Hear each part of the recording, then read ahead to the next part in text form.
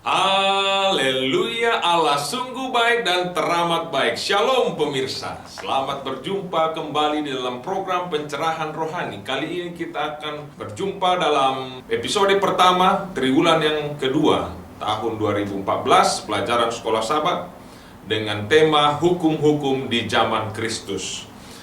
Mari kita sama-sama tunduk kepala sebelum kita belajar firman Tuhan. Bapa yang kekal, terima kasih oleh karena firman Tuhan adalah pelita bagi kakiku dan terang bagi jalanku. Kami yakin dan percaya meskipun langit dan bumi berlalu, tetapi satu okta, satu titik pun tidak akan lenyap dari firman Tuhan. Firman Tuhan kekal selama-lamanya. Dalam nama Yesus kami berdoa, amin. Pemirsa, suatu ketika guru-guru atau ahli Taurat ini bertemu dengan Yesus dan menanyakan satu pertanyaan. Guru, Musa mengatakan bahwa jika seorang mati dengan tiada meninggalkan anak, saudaranya harus kawin dengan istrinya dan membangkitkan keturunan bagi saudaranya. Di sini ada seorang wanita yang menikah dengan seorang pria dan dia tidak punya anak, dan suaminya meninggal, menikah dengan adiknya, demikian terus sampai dia menikah dengan 7 orang lelaki. Pertanyaannya, kalau di sorga nanti, istri siapakah wanita tersebut? Yesus menjawab mereka, kamu sesat sebab kamu tidak mengerti kitab suci maupun kuasa Allah. Karena pada waktu kebangkitan, orang tidak kawin dan tidak dikawinkan, melainkan hidup seperti malaikat di sorga. Pemirsa, ini adalah salah satu contoh di mana ahli Taurat mencoba menjebak Yesus sehubungan dengan hukum dan peraturan yang berlaku pada saat itu. Sesungguhnya, apakah hukum Allah tersebut? Apakah hukum Allah itu bermaksud membatasi kebebasan kita, gerak-gerik, ruang gerak kita? Hukum sangat penting bagi bangsa Yahudi. Berapa banyak hukum yang dimiliki bangsa Yahudi?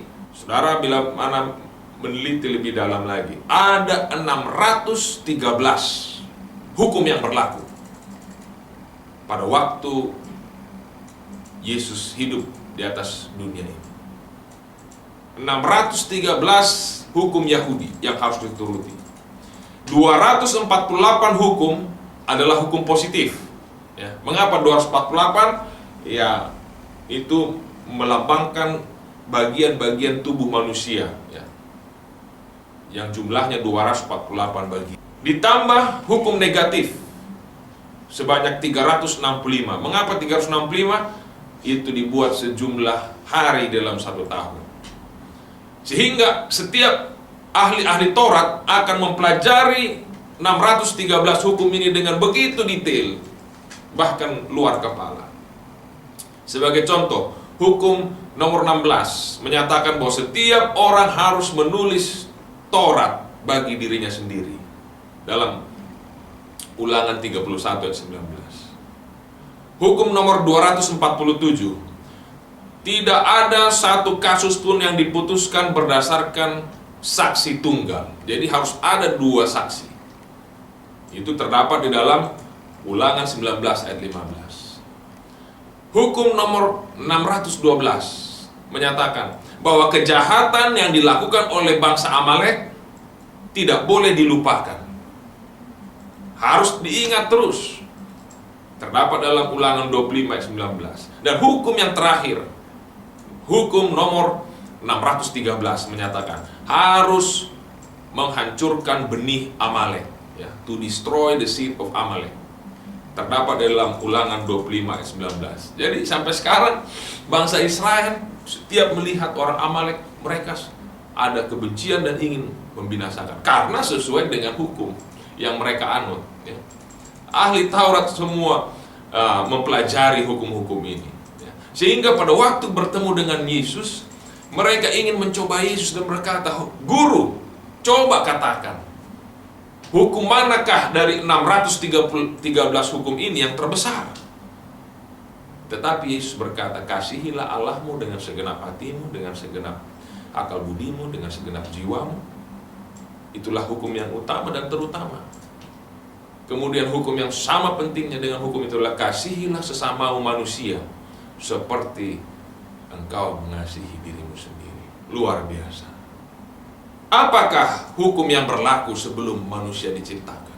Apakah 10 hukum sudah ada sebelum manusia diciptakan? Sebenarnya hukum yang berlaku pada waktu itu adalah tabiat Allah sendiri. Dan tabiat Allah adalah kekal. Bagaimanakah hukum ke-7 menyatakan jangan berzina, padahal pada waktu itu belum ada pria dan wanita yang diciptakan?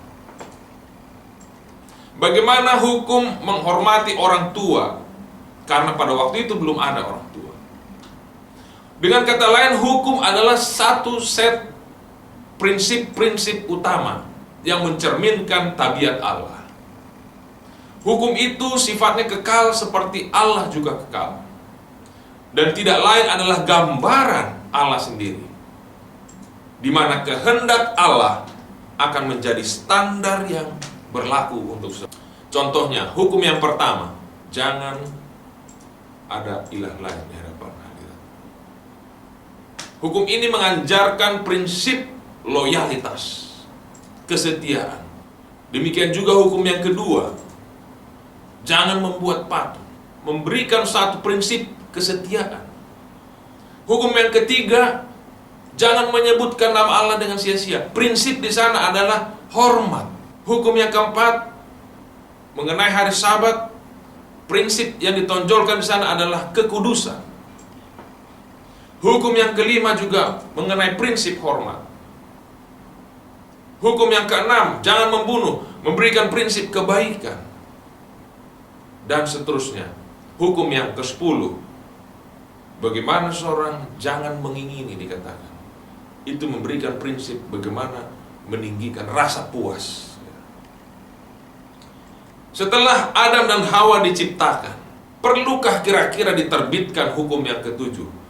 Jangan berzina. Apakah Adam dan Hawa bisa berzina pada waktu itu? Pada waktu Adam berkata kepada Hawa, Hawa, engkaulah wanita yang paling cantik saya lihat di atas bumi ini. Bila mana dia katakan itu, dia sudah berbohong. Karena pada dasarnya Hawa adalah satu-satunya wanita yang hidup pada saat itu. Tidak ada wanita yang lain. Bagaimana mungkin dia katakan, Hawa, engkaulah wanita yang tercantik? Mereka juga tidak memiliki orang tua pada waktu itu. Dengan kata lain, hukum itu tidak terlalu terpatok kepada 10 hukum. Tetapi hukum itu dapat membuat hidup kita lebih baik, bukan membuat hidup kita lebih senang. Beberapa orang beranggapan bahwa hukum itu dapat menyengsarakan, membatasi ruang gerak kita. Kita lihat bagaimana di film-film Hollywood, orang yang sudah melanggar hukum lolos dari pengadilan. Orang yang merampok bank contohnya, lolos dari pengejaran. Kita lihat sepertinya mereka disebut sebagai orang-orang pemberani, pahlawan. Tetapi pernahkah kita mempertimbangkan betapa banyak kerusakan yang dibuat oleh orang-orang tersebut? Pemirsa dimanapun Anda berada, Perjanjian Lama dan Perjanjian Baru penuh dengan bahasa-bahasa hukum.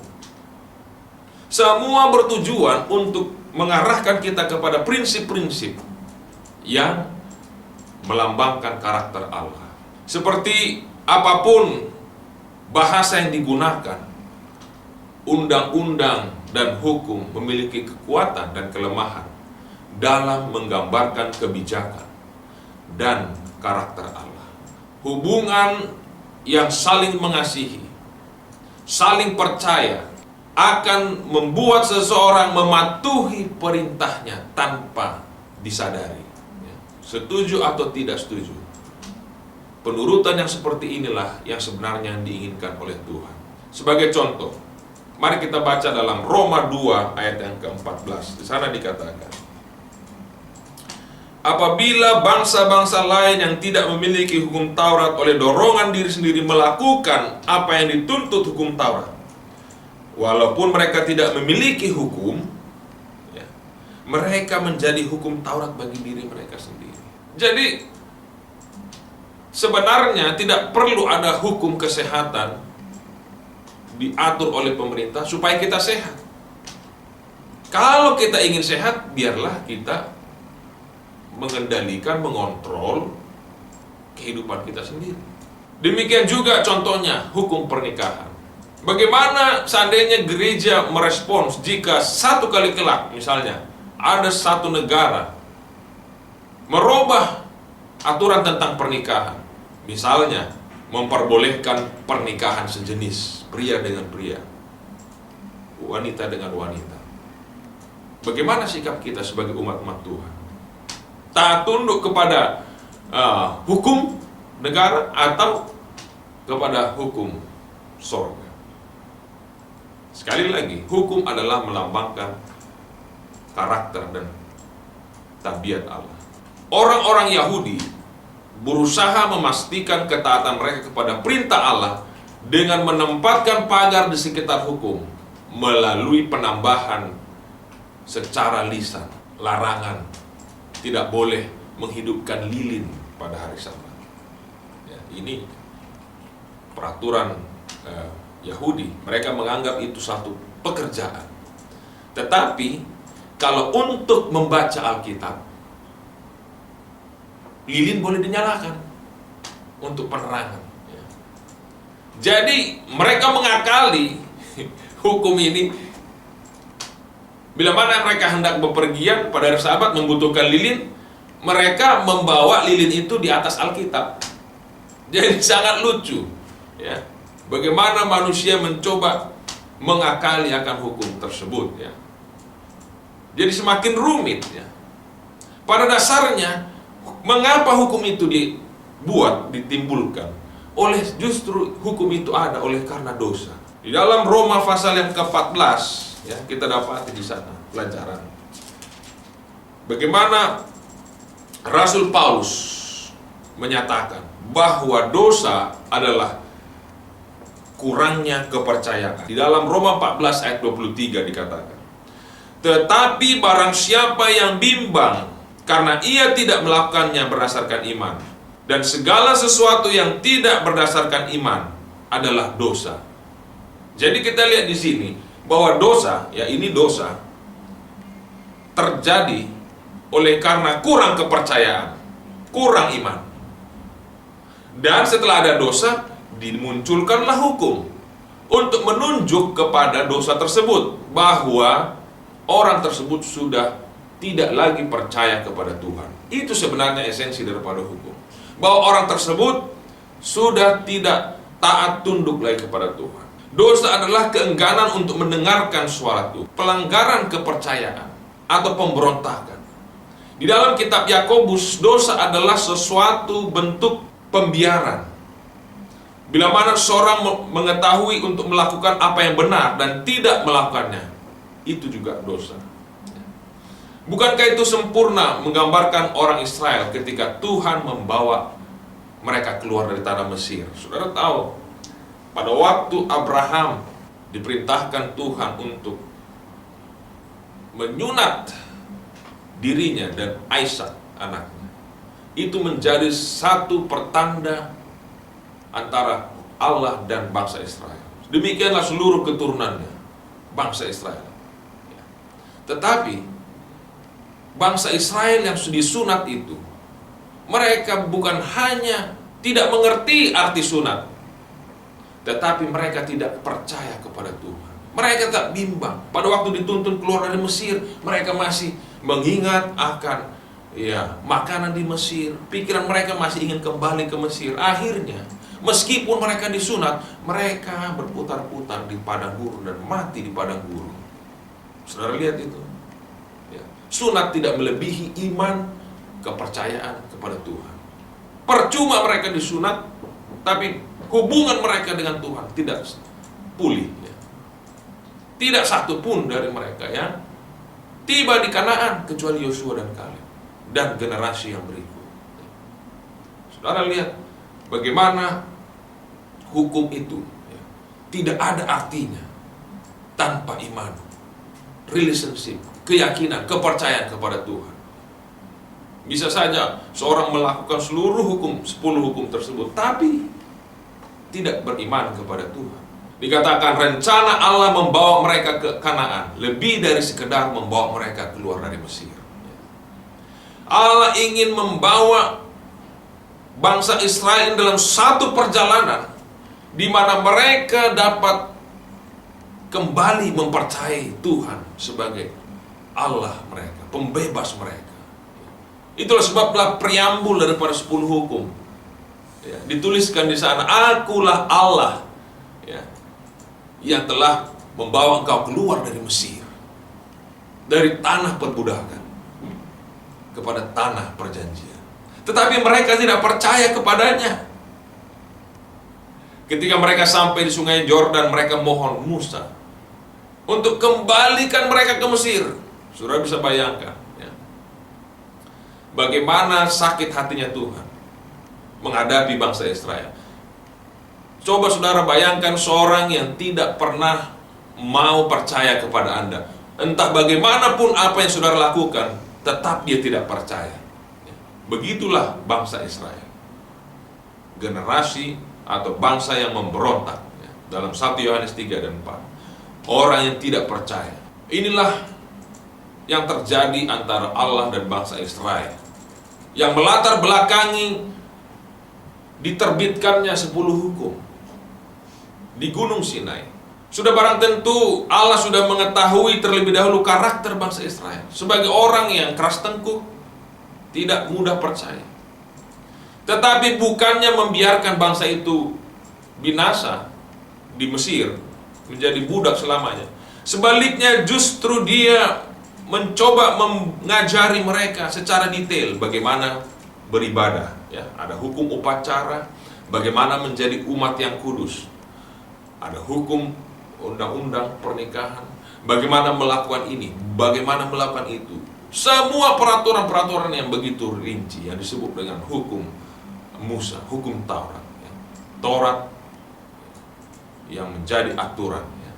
Sehingga bila mana sepintas lalu orang menganggap bahwa Allah itu seperti Allah yang rewel, Allah yang sewenang-wenang, cerewet. Sementara bila mana bangsa Israel tadinya percaya, taat, tunduk, patuh kepada Tuhan dengan sepenuh hati, tidak memberontak, mereka dengan secara gembira melakukan kehendak Allah, hukum ini tidak diperlukan.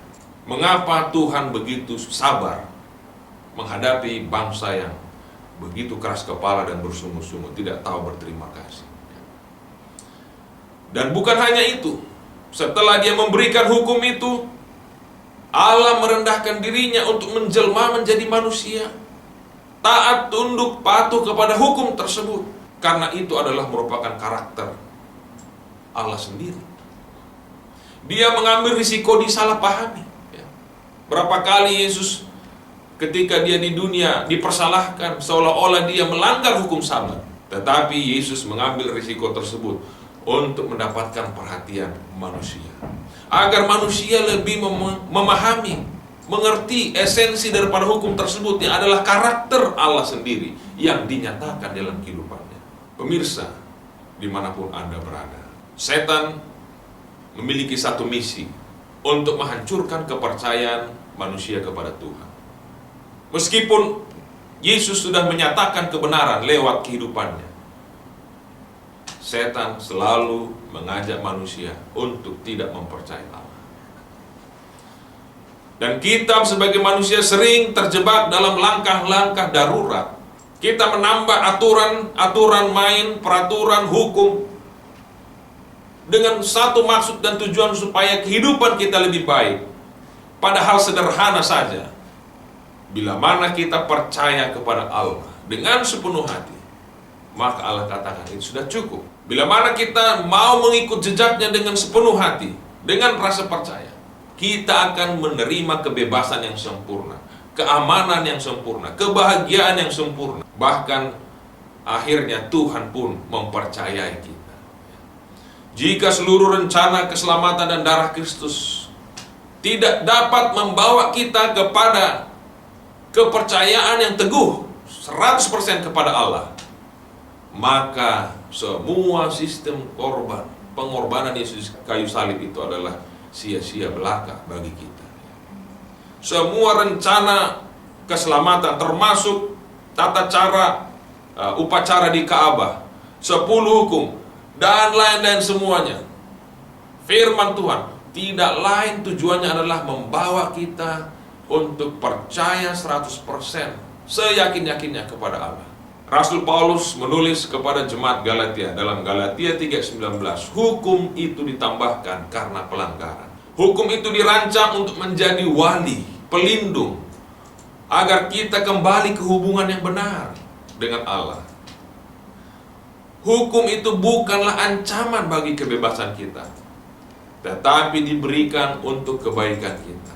Adapun orang-orang nganut tradisi, mereka tidak mengenal apa tujuan daripada hukum. Mereka melihat hukum itu hanyalah sekedar larangan, tanpa ada satu hubungan yang terkait dengan Tuhan. Jangan berbuat ini, jangan berbuat itu. Semuanya itu akan berlalu setelah digunakan. Peraturan yang nampaknya bijaksana bisa saja tidak memiliki nilai moral, tetapi hanya memanjakan keinginan-keinginan daging. Saudara bisa baca dalam Kolose 2:20-23. Bahkan lebih buruk lagi, peraturan tersebut diajarkan dalam nama kekristenan, seolah-olah itu berasal daripada Tuhan. Dengan demikian akhirnya merusak konsep seseorang, pandangan manusia kepada karakter Allah. Itulah sebabnya pada waktu itu orang Yahudi banyak sekali tidak disukai oleh orang, oleh karena peraturan-peraturan yang mereka buat. Pemirsa, dimanapun Anda berada, bila mana kita melihat bagaimana Yesus dan murid-muridnya berbicara di ruang atas sesaat sebelum Yesus disalibkan, kita melihat bahwa murid-murid ini tidak memikirkan bagaimana keadaan Yesus, tetapi mereka memikirkan akan kedudukan, mencintai akan diri sendiri. Mereka tidak melihat bagaimana untuk saling mencintai satu sama lain. Itulah sebabnya Yesus mengorbankan hidupnya. Dikatakan di sini lebih lanjut bahwa hukum ditambahkan karena pelanggaran. Galatia 3:19. Tetapi kata Yunani yang diterjemahkan di sini karena hukum ditambahkan karena pelanggaran, karena itu juga bisa berarti untuk tujuan. Jadi kabar baik Alkitab mengatakan bahwa hukum ditambahkan untuk menunjukkan apa yang salah dalam kehidupan. Jadi nampak dengan jelas, jika seandainya umat Tuhan tidak pernah berbuat kesalahan, sesuatu yang menyimpang, anak-anak tidak pernah menjadi anak nakal, tidak perlu hukum itu ditambahkan. Tetapi semakin banyak pelanggaran yang dibuat, semakin banyak kesalahan, semakin banyak juga hukum. Contohnya sekarang mengenai video games anak-anak.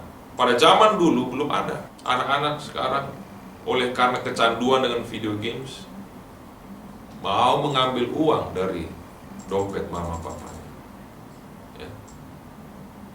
Inilah kecanduan yang ada pada saat itu. Kalau dilarang jangan main video games, akibatnya buruk. Itu kenapa dibuat peraturan tambahan? Karena anak-anak sudah berbuat sesuatu yang di luar kehendak orang tuanya, di luar kehendak Allah. Jadi semakin banyak pelanggaran, semakin banyak hukum. Undang-undang tidak benar dimaksudkan untuk sekedar mengontrol, mengendalikan orang lain, tetapi bagaimana supaya orang tersebut dapat menjadi lebih baik. Bukan untuk memaksa hati nurani orang lain. Inilah tujuan daripada hukum.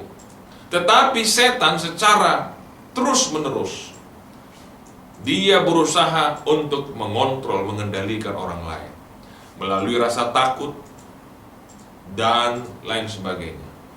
Melalui otoritas agama, otoritas sekuler, mereka mencoba kuasa-kuasa kegelapan mencoba memaksa supaya manusia melakukan hal-hal yang bertentangan dengan hukum Allah. Jadi saudara dapat lihat di sini, sebagaimana hukum-hukum di zaman Kristus yang bertolak belakang dengan karakter Allah, ini pun akan bisa saja terjadi dewasa ini. Ada banyak produk-produk hukum yang mungkin saja bila mana diteliti tidak mencerminkan akan kehendak dan tabiat Allah dengan firman Tuhan, dengan kebenaran firman Tuhan. Namun orang Yahudi dikatakan dibutakan oleh karena mereka merasa mereka lah yang mengerti akan hukum Tuhan, sehingga mereka tidak lagi memandang kepada Yesus Kristus. Mereka merasa mereka yang paling tahu. Bahkan mereka melihat Yesus sebagai pelanggar hukum. Luar biasa. Allah sendiri yang hidup di atas dunia, yang hidup suci tidak bernoda, dituduh, dianggap sebagai pelanggar hukum. Pemirsa dimanapun Anda berada, boleh jadi pada saat kita merasa bahwa kita sudah menuruti seluruh hukum-hukum Tuhan, pada saat yang sama kita ada dalam satu kondisi yang mungkin saja menolak Yesus, bahkan menyalibkan Yesus di dalam kehidupan kita. Itulah sebabnya perlu kita menggali dan menggali akan tabiat Tuhan lewat firman-Nya, agar bila mana kita mempelajari firman-Nya, kita dapat mengenal Yesus yang sesungguhnya. Dan pada saat kita mengenal Yesus, kasih dan percaya kita kepadanya tumbuh. Dan bila mana kasih dan percaya kita kepada Yesus tumbuh menjadi sempurna, maka kita sudah dibebaskan oleh Yesus. Hidup tanpa hukum dan tanpa melanggar hukum Tuhan. Bukankah itu adalah satu tujuan kita semua? Bagaimana hidup selaras dengan Tuhan, sebagaimana Henokh hidup berjalan bersama dengan Tuhan, sehingga satu kali pada satu waktu Tuhan berseru kepada Henokh, "Henokh, engkau tidak layak lagi hidup di dunia, melainkan tinggallah, masuklah dalam kerajaan Allah, tinggal bersama dengan Allah." Hidup selaras menurut kehendak Tuhan, itu adalah tujuan pembuatan daripada hukum-hukum Tuhan. Kiranya Tuhan boleh memberkati.